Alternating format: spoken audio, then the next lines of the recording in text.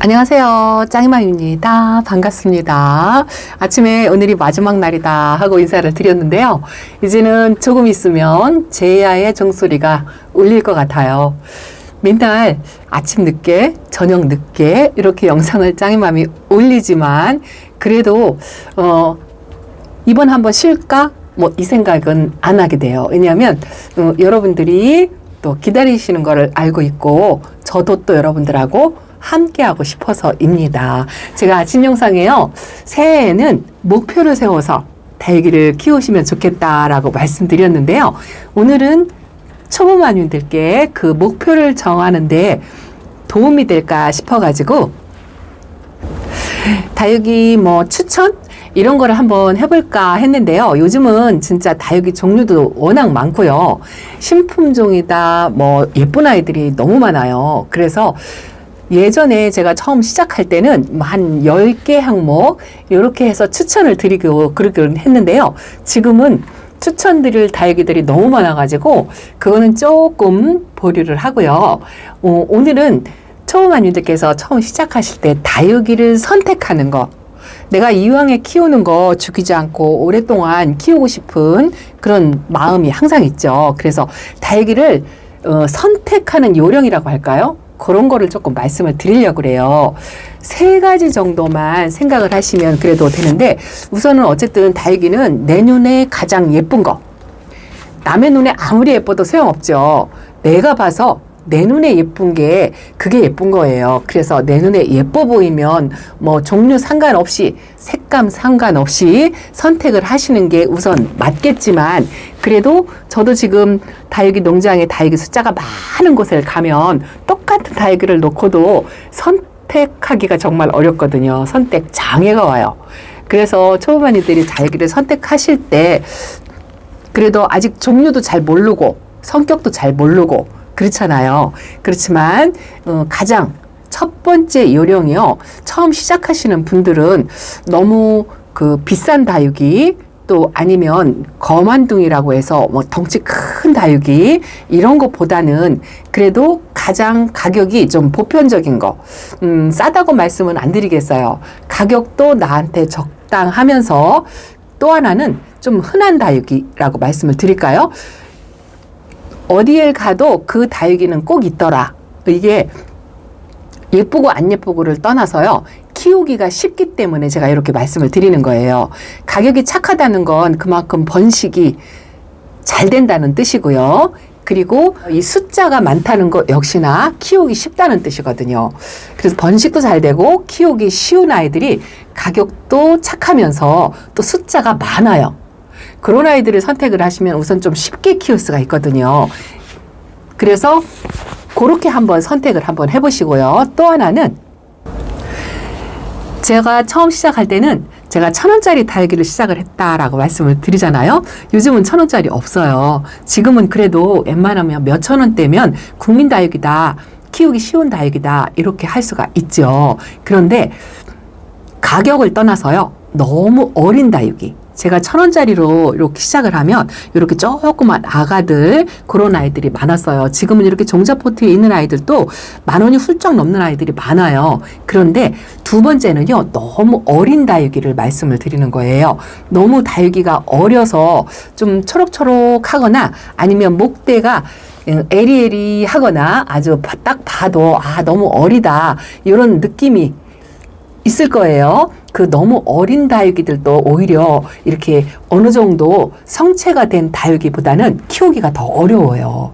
그래서 초보마님들이 많이 보냈다, 많이 죽여봤다 하는 이유가 너무 이렇게 어린아이들, 이런 어린아이들을 데려다 키우면 묵은둥이 살짝 이렇게 좀 청장년축이라고 제가 표현을 하는데요. 어느 정도 성체가 된 이런 다육이보다 이렇게 아주 어린 여리여리한 이런 아이들이 키우기가 더 어려워요. 그래서 적당히 너무 묵지도 너무 어리지도 않은 적당히 다져진 그런 다육이가 오히려 실패율이 조금 없어요. 그래서 너무 어린 다육이도 안 되고 너무 묵둥이, 저렇게 묵둥이 있죠. 이런 묵둥이는요. 오히려 키우기가 더 쉬울 것 같죠. 그런데 다육이도 이 평균 수명이라는 게 있어요. 최고 많이 오래 산 다육이들이 뭐 20년에서 30년까지 저기 염자 같은 경우는 뭐 고목처럼 키워요. 그리고 가장 키우기 쉬운 종류 중에 하나고 예전 같으면 추천 1순위였어요. 처음 시작하시는 초보마님들께 추천하는 다육이 1순위 중에 하나였어요. 그런데 저 염자를 똑같이 키우더라도 너무 묵은두기를 데려다 키우는 것보다 중간 정도의 다육이들을 선택하시는 게 좋다라는 거죠. 왜냐하면 이 묵은둥이 같은 경우에는요, 이 성장이 굉장히 느려요. 묵을수록, 나이가 먹을수록, 사람도 마찬가지잖아요. 좀 느려지죠.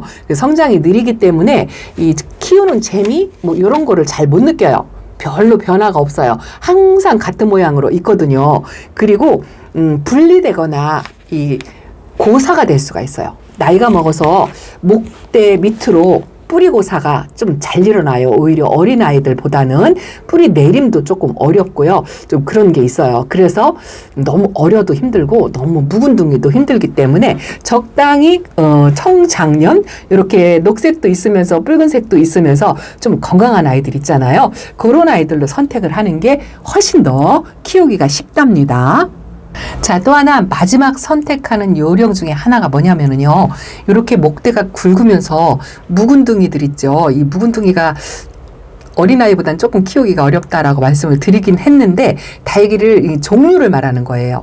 이렇게 목대가 있고 이렇게 묵은둥이로 수영을 이루면서 자라는 다육이들이 있죠. 춘맹이라든가 아메치스라든가 이렇게 오랫동안 뭐 10년씩 키워서 수영을 멋지게 만들어지는 이런 다육이 종류가 그만큼 키우기가 쉽다는 거예요. 오랜 시간 묵둥이가 되도록 병충해가 별로 없고 성장하기, 키우기 쉽기 때문에 이 묵둥이가 있는 어린아이, 무슨 말씀인지 알아들으시겠죠? 춘맹이 묵은둥이가 아주 멋진 묵은둥이가 있어요. 그러면 그런 아이들 중에서 너무 어리지도 않고 너무 나이가 많이 먹은 춘맹이 묵은둥이도 아닌 청장년층, 중간층, 그런 아이들이 좀 키우기가 쉽다, 이렇게 생각하시면 되세요. 이렇게 묵은둥이들을 오랫동안, 저도 초보 때부터 내 베란다에서 5년 동안 있어요 하고 말씀드리는 아이들은 그만큼 제가 조금 쉽게 키웠다는 얘기예요. 그래서 그런 종류, 그렇게 3가지 종류로 다육이를 선택을 하시면 처음 시작할 때 조금은 수월하게 시작할 수 있지 않을까, 이렇게 3가지 종류로 한번 분류를 해서 말씀을 드려봤어요. 그래도 다육이는 내 눈에 예쁜 다육이가, 나는 키우고 싶은 아이들이 또 있잖아요. 내 마음에 쏙 들어오는 아이. 그리고 다육이도 유행이 있다고 말씀을 드렸잖아요. 그때 다육이가 유행하는 다육이들이 있고, 또 가장 보편적인 다육이 누구나 한 번쯤 하나씩은 키워보거나 키우고 있거나 이제 그런 다육이들이 있죠. 그런 다육이들을 좀 추천을 드리자면, 아까 말씀드린 저 염자는 필수 항목 같은 교과서 중에 국어 교과서 같은 그런 아이들이에요. 염자, 우주목, 이런 아이들은 또 꼭 키워보셔야 하잖아요. 그래서 요거는 이제 1순위라고 말씀을 드렸고요. 또 제 베란다에 있는 다육이들을 기준으로 해서 말씀을 드릴게요. 요 둥근잎빛이 오리대, 요것도 누구나 초보님이 됐든 고수님이 됐든 여전히 키우고 여전히 인기 있고 키우기 쉬운 종목 중에 하나예요. 그래서 둥근잎 비치오리대, 비치오리대 이런 것도 인기 품종 중에 하나이기 때문에 모든 사람들이 사랑을 많이 해주는 거죠. 그래서 이런 것도 한번 키워보시면 좋을 것 같고요. 또 가장 인기 있는 아이가 또 이거죠. 키우기 쉽고 예쁜 아이 중에 페리도트. 페리도트는 교배종이지만 그래도 이런 셋업류 종류라고 할까요?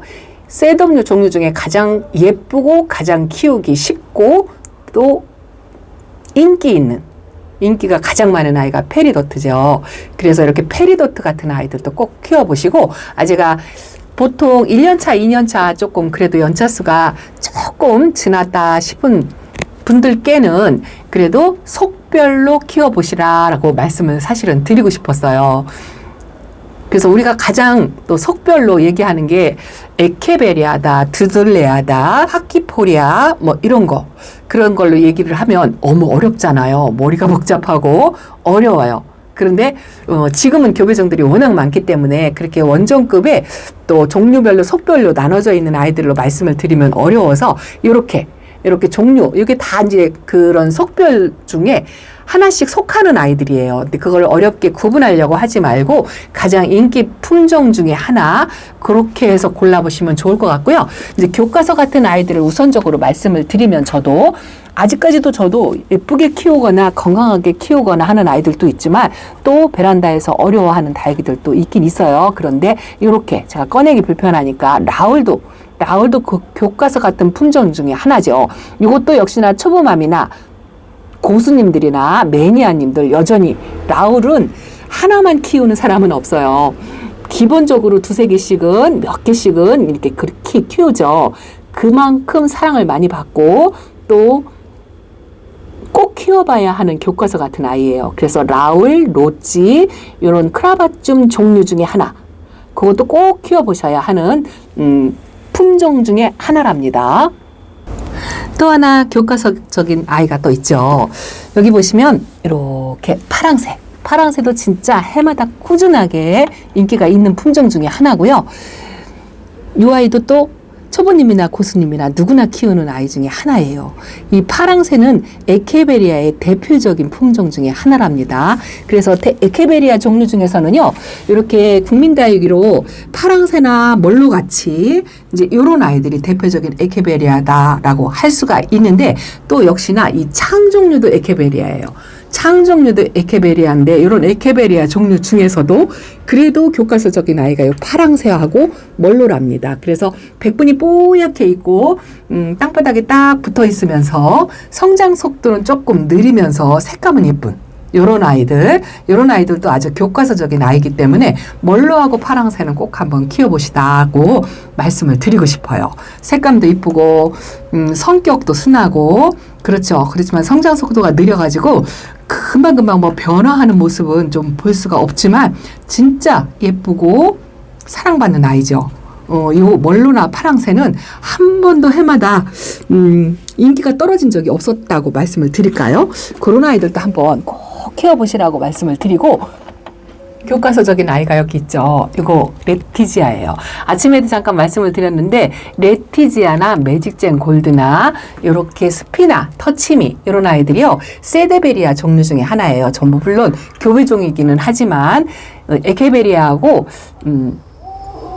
세덤속하고의 교배종이랍니다. 세데베리아다라고 속간 분류를 속하는데요. 이런 아이들도 교과서적인 아이예요. 레티지아, 매직젠 골드, 거기에서 또 교배로 나온 아이들이 이런 터치미나 스피나 뭐 이런 아이들이죠. 이런 아이들도 한 번씩 키워보시면 공부가 된다라고 제가 말씀을 드렸잖아요. 그래서 이런 레티지아 종류 통칭 그런 종류도 꼭 한번 키워보셔야 하고요. 요것도 당인 같은 경우에도 이건 카랑코의 속이거든요. 또 이런 것도 또 국민다육이 10대 국민다육이 중에 하나가 들어가거든요. 이것도 꾸준히 해마다 사랑받는 아이기 때문에 이런 당인 종류들 있죠. 교배 속으로 나오는 아이들이 많아요. 그래서 뭐 백미, 당인, 또 호빗 당인, 뭐 당인 금 뭐 이런 아이들이 많잖아요. 그런 종류 중에서 하나를 선택해서 내 마음에 드는 아이를 키워보시는 것도 아주 좋답니다. 제가 지금 말씀드리는 거는 이제 2, 3년 차 되면 속별로 골고루 키워보시라 하고는 말씀을 드리기 위해서 추천을 드리는데요. 그 중에서도 또 에어니엄 속이 있죠. 대표할 만한 거. 이 소인제 금도 에어니엄 속이고요.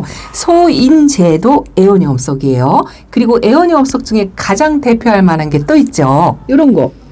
이런 종류. 요즘 유행하는 뭐 메두샤, 또 핑크 여왕, 흑법사 뭐 이런 아이들이 전부 에어니엄 속이에요. 그래서 속별로 하나씩 전부 선택해서 그 중에서 내가 제일 좋아하는 아이, 가장 예뻐하는 아이 종류 그런 거를 한두 아이 선택해서 이런 에어니엄 속도 키워보셔야 이 특징도 알고 키우는 성격도 알기 때문에 다육이 관리하기가 굉장히 편하고 공부가 된답니다. 가장 대표할 만한 속 중에 또 하나가 동용종으로 두둘레아 속이죠. 두둘레아 속 종류 중에 가장 대표할 만한 아이가 화이트 그린이, 또 화리노사, 또 파키피덤, 백분을 뽀샤시 있고 겨울에 크는 아이들, 그런 아이들이 두둘레아 속이거든요. 그래서 이런 품종도 하나씩 꼭 키워보셔야 돼요. 근데 그 중에서 가장 쉽게 접하고 가격 저렴하면서 묵은둥이도 많이 있는 이 화이트 그린이가 교과서 같은 아이예요. 요 아이를 키우면서 다른 종류의 두들레아 속도 도전해보면 좋으실 것 같아서 이 화이트 그린이도 대표할 만한 교과서 같은 아이다라고 말씀을 드릴 수가 있답니다. 자, 그리고 요즘은 교배종들이 워낙 많기 때문에 뭐 내가 에케베리아다, 세데베리아다 뭐 이런 거 구분하기 어렵잖아요. 꽃 모양을 가지고 있으면 웬만하면 에케베리아다, 세데베리아다 이렇게 분리를 할 수가 있는데 그런 종류 중에서도요. 이렇게 얼굴이 큰 아이들 있죠. 프릴 종류다라고 구분을 하기도 해요. 얼굴이 큰 배영종이라고도 표현을 하고요. 그런 종류도 하나씩 한번 키워보시고요. 이 로사로와 같은 아이들 그런 아이들도 한 번씩 경험 삼아 키워보시고 또 하나는 이렇게 소형종 다육이에요. 얼굴이 자그맣게 이렇게 크는 아이들 중에서 에케베리아도 있고 이렇게 바위슬과 종류도 있고 또 미니마 종류 뭐 이런 것도 여러 가지가 많아요. 그래서 뭐 속간 같은 거는 알 필요도 없고 모양을 보고 선택을 하시면 되세요. 얼굴이 큰 다육이 종류 중에 하나, 얼굴이 작은 소형종 다육이 중에 하나 뭐 이렇게 선택하셔가지고 이런 아이들도 한번 키워보시면 또 교과서 같은 그런 공부가 된다라는 거 말씀을 드린답니다. 요즘은 진짜 호불호가 있어가지고요.